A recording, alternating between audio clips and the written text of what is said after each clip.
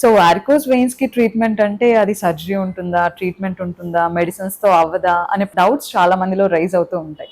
అలాంటి వాళ్ళకి ఎలాంటి సొల్యూషన్ ఇస్తారు చిరంజీవి హాస్పిటల్స్ లో?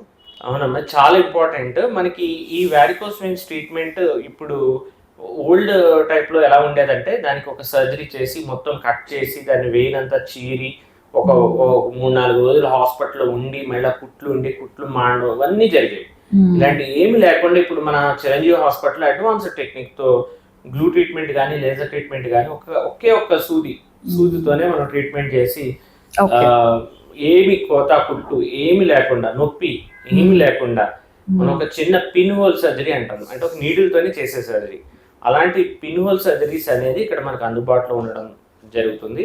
సో తప్పగా ఈ ట్రీట్మెంట్ కోసం ఏదో భయపడి మనం నొప్పి ఉంటదా? లేకపోతే కట్ చేస్తారా? ఇలాంటివి ఏమి లేకుండా చక్కగా చేయించుకొని ఒక గంటలో గూడా మన పనులు మనం చేసుకోవచ్చంటే దానికన్నా ఆనందం ఇంకేముందమ్మా?